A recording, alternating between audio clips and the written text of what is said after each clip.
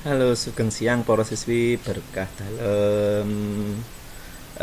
Mugi-mugi para siswi wonten ing pundi papan tansah pinaringan kasarasan kawilujengan tuwin karaharjan.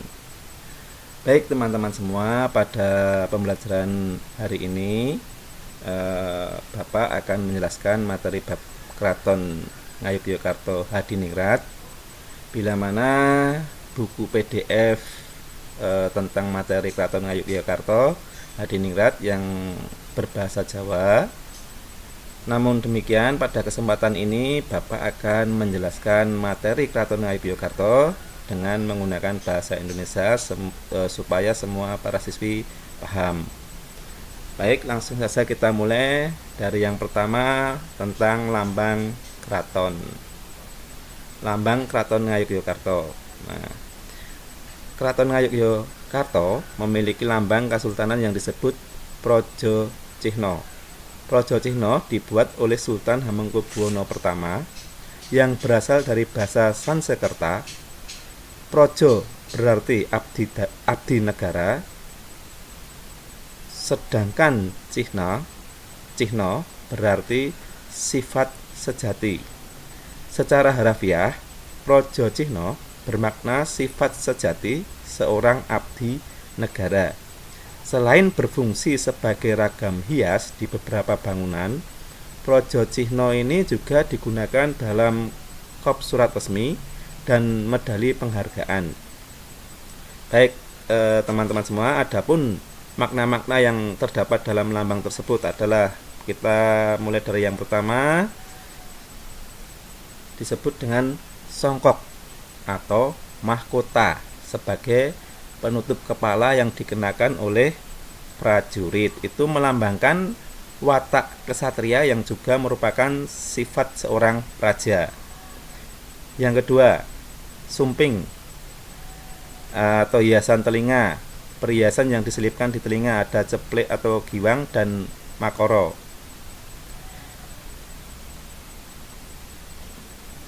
Melambangkan kehidupan. Dan daun kluwih berasal dari kata luweh yang berarti kelebihan. Dan makoro melambangkan perlindungan untuk keselamatan keraton. Kita lanjutkan probo atau sorot cahaya, melambangkan pribadi yang dapat menegakkan kehormatan Jawa Mataram. Yang keempat, lar atau sayap, melambangkan cita-cita tinggi setinggi langit.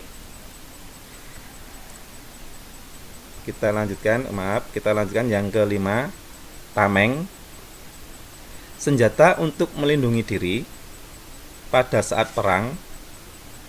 Warna merah melambangkan keberanian yang tanpa meninggalkan kewaspadaan untuk membela kebenaran.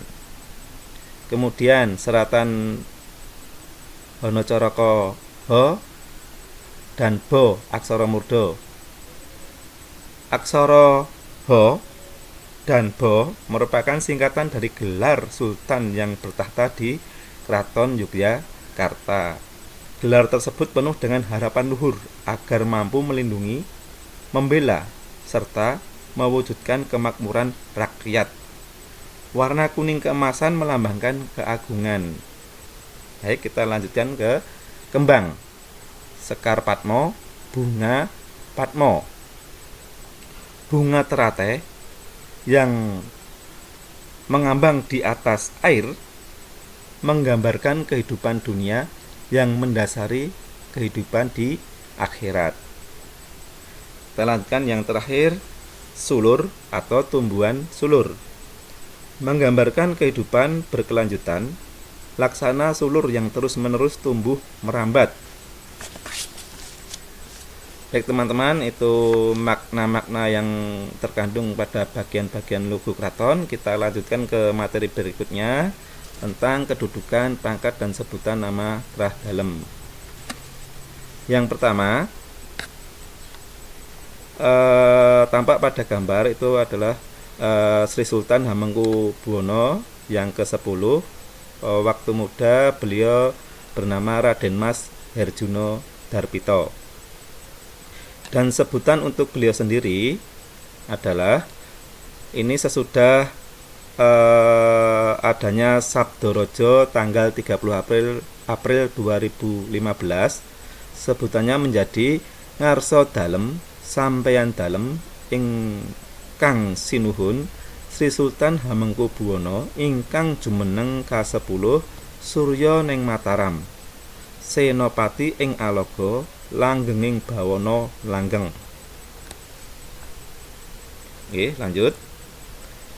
Yang kedua, tampak pada gambar beliau adalah istri atau permaisuri dari Sri Sultan Hamengkubuwana yang ke-10, GKR Himas namanya. GKR sendiri kepanjangannya Gusti Kanjeng Ratu, sebutan untuk istri sah raja. Kita lanjutkan ke bawah. Nah, di bawah juga ada GKR Gusti Kanjeng Ratu.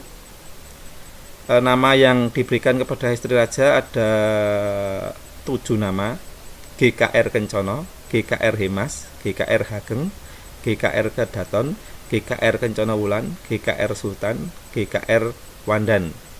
Kalau yang sekarang namanya GKR Himas. Kemudian yang kedua, KBRAY Kanjeng Bendoro Raden Ayu. Ini sebutan untuk istri selir raja dari Trah Ningrat. Yang ketiga, KBMAY Kanjeng Bendoro Mas Ayu. Ini sebutan untuk istri selir raja dari keturunan kawula atau masyarakat biasa. Yang keempat, GBPAA Gusti Bendoro Pangeran Adipati Anom. Ini sebutan nama untuk pangeran atau putra raja yang digadang atau diharapkan nantinya menggantikan menjadi raja. Kemudian yang kelima, GRM Gusti Raden Mas, sebutan untuk putra laki-laki raja yang lahir dari istri sah raja yang tidak dinobatkan sebagai pengganti raja kelak. Kita lanjutkan yang ke-6, GBPH Gusti Bendoro Pangeran Haryo, sebutan untuk putra laki-laki raja ketika sudah dewasa yang lahir dari istri sah raja yang tidak dinobatkan sebagai pengganti raja kelak. Kemudian yang ke-7, BRM Bendoro Raden Mas, sebutan untuk putra laki-laki raja yang lahir dari istri selir. Kemudian yang ke-8, BPH Bendoro Pangeran Haryo, sebutan untuk putra laki-laki raja ketika dewasa yang lahir dari istri selir. Yang ke-9, RM Raden Mas, sebutan untuk cucu raja. Kemudian yang ke-10, GRA Gusti Raden Ajeng, sebutan untuk putri raja yang lahir dari istri sah raja tapi belum menikah.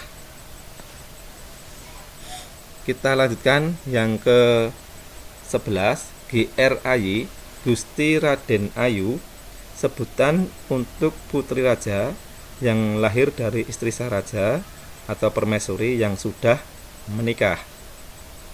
Yang ke-12, BRA Bendoro Raden Ajeng, sebutan untuk putri raja yang lahir dari istri selir raja tapi belum menikah. Yang ke-13, BRAY Bendoro Raden Ayu, sebutan untuk putri raja yang lahir dari istri selir raja yang sudah menikah. Kemudian yang ke-14, RA Raden Ajeng, sebutan untuk cucu raja yang belum menikah. Yang ke-15, RAY, Raden Ayu, sebutan untuk cucu raja yang sudah menikah. Yang ke-16, Raden Bagus. Raden Bagus gelar kebangsawanan di lingkungan Keraton Yogyakarta yang diberikan kepada Wareng atau keturunan kelima Sultan ke bawah yang belum menikah. Yang terakhir, RR, Raden Roro, gelar kebangsawanan bagi putri di lingkungan Keraton Yogyakarta yang diberikan kepada Wareng, keturunan kelima Sultan ke bawah yang masih anak-anak dan belum menikah. Lah, para siswi semua, yang saya ketahui Raden Roro ini banyak kita temui atau kita jumpai. Bahkan pada teman-teman kita ada juga yang bernama Raden Roro, seperti Mbak Fabiola, itu ada depannya ada sebutan RR, Raden Roro Fabiola.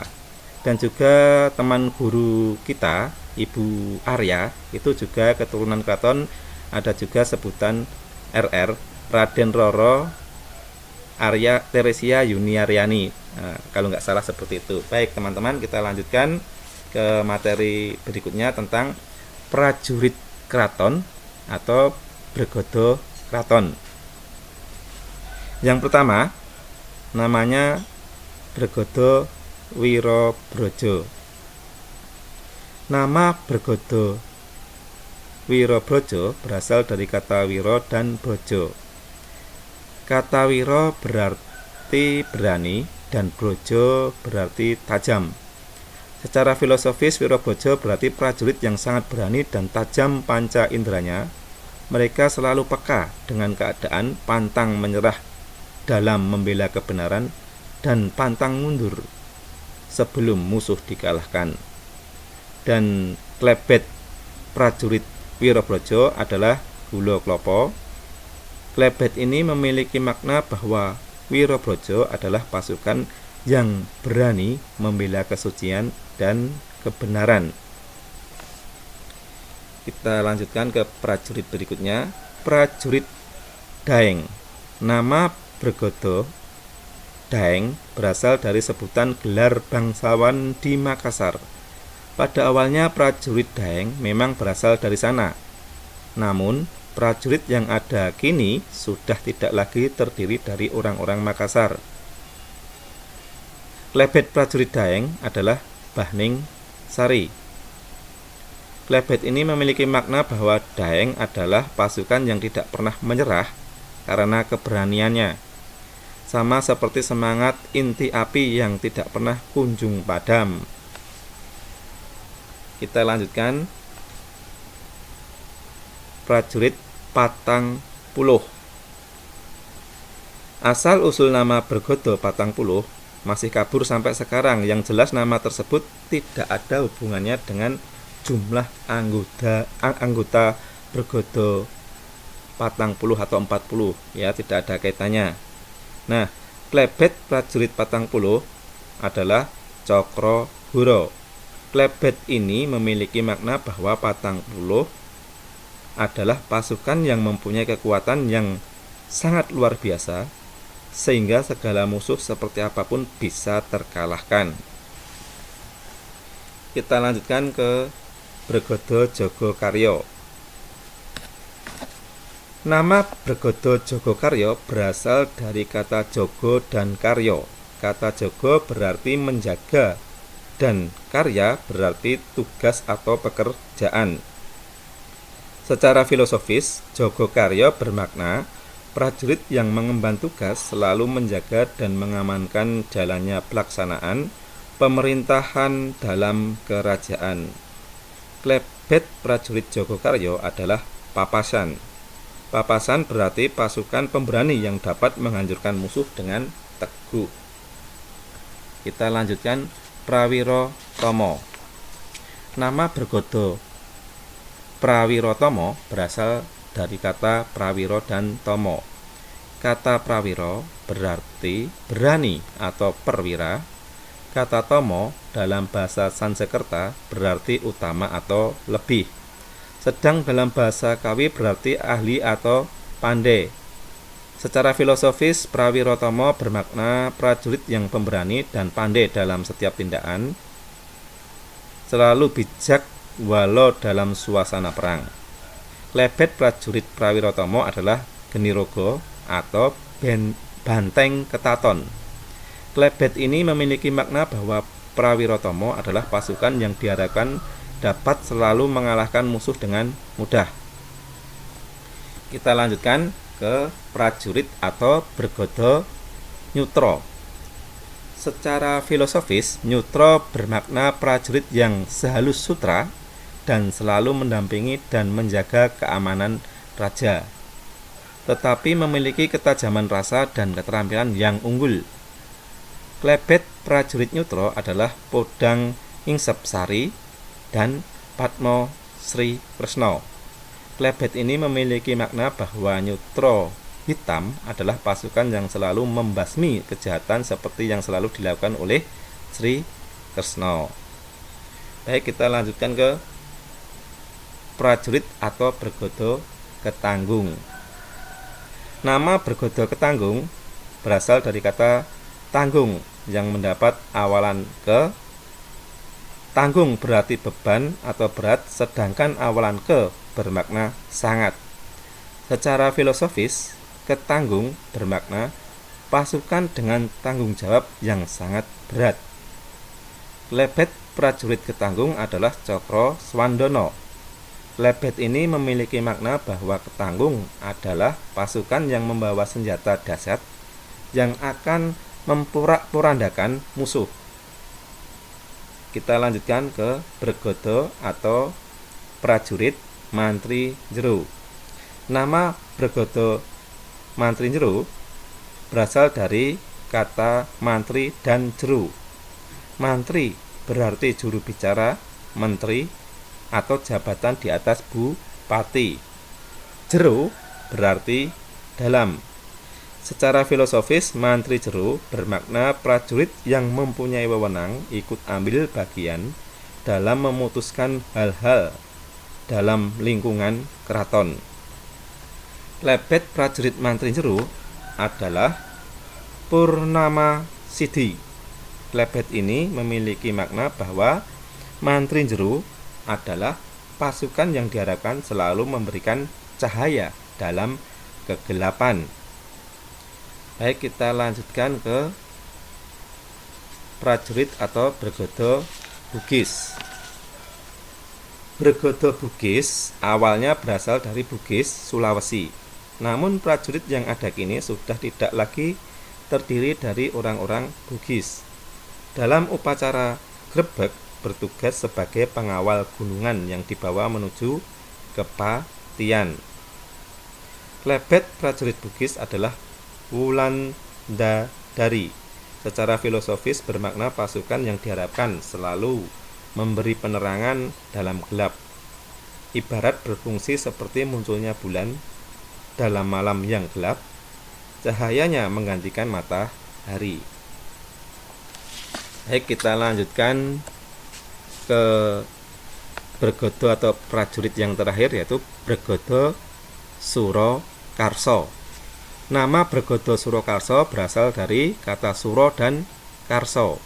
Kata suro berarti berani, sedangkan karso berarti kehendak. Secara filosofis, Surakarsa bermakna prajurit yang pemberani dengan tujuan selalu menjaga keselamatan Adipati Anom atau putra mahkota. Dalam upacara grebek, bergodo Surakarsa bertugas mengawal gunungan yang dibawa ke Masjid Gede. Klebet prajurit Surakarsa adalah Pareanom. Klebet ini memiliki makna bahwa Surakarsa adalah pasukan yang selalu bersemangat dengan jiwa muda. Baik teman-teman, itu 10 nama prajurit atau bergodo Keraton Ngayogyakarta, dan setiap prajurit maupun abdi dalam Keraton Yogyakarta diharapkan memiliki watak kesatria, watak yang dilandasi kredo sasanti, nyawiji greget, sengguh, ora mingkuh. Sebagai pandangan hidup, nyawiji diartikan konsentrasi yang harus diarahkan ke cita-cita. Greget adalah semangat hidup yang harus diarahkan ke tujuan melalui saluran-saluran yang wajar. Sengguh artinya percaya penuh dengan kemampuan pribadi untuk mencapai tujuan. Ora mingkuh berarti perlu dipegang erat-erat. Tidak akan mundur setapak pun meski dalam perjalanan menuju tujuan harus menghadapi berbagai halangan.